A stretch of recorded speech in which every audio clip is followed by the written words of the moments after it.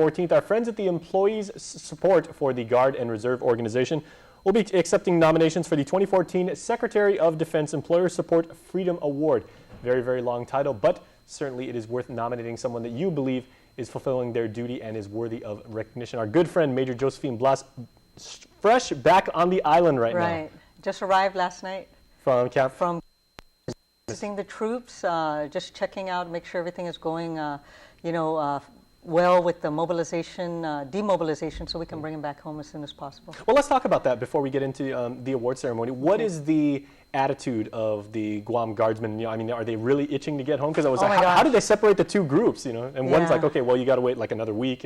Right.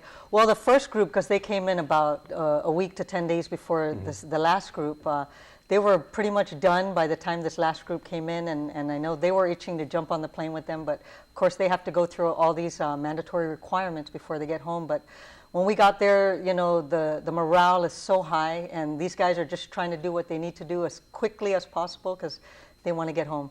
How is Guam being represented out there, to their fellow soldiers? And, because we see the video and, they're proudly carrying the Guam flag and, everybody's got such a wonderful Guam spirit. All the Guam Guardsmen stick together so everybody we spoke to in Camp Shelby, from the commander of the base down to the technician doing the paperwork, everybody said the Guam folks are just a joy to work with because they have their stuff together, and they're very cooperative, and they're just doing what they need to do, and it makes makes everything just a lot easier for everybody to get what we need done, so we can get our men and women home. All right, so that dovetails perfectly into this award, and who all is able to be nominated for this? Okay, for this award, it's employers of our service members. So any of our deployed service members, if they have an employer that's been supportive before, during, after the deployment, we want them, we're encouraging them to nominate their boss for the Secretary of Defense Freedom Award.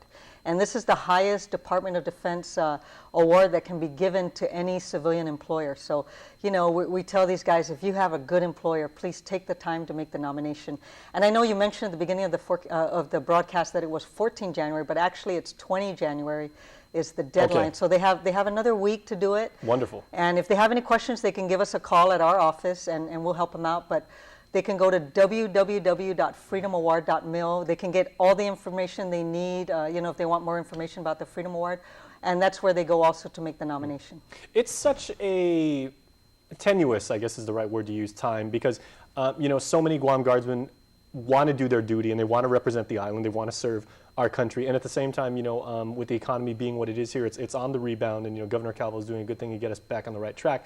But private businesses here, they still see it as a corporate obligation. Like, well, we want to encourage our employees to be the best Americans that they can be, but it's still hard to let employees go for an extended period of time. So, absolutely. I mean, this award is very, very... Absolutely, Jason. The only complaint we really get, they'll say, man, the Guard and Reserve members, they're great employees. Our only issue is they have to leave every once in a while.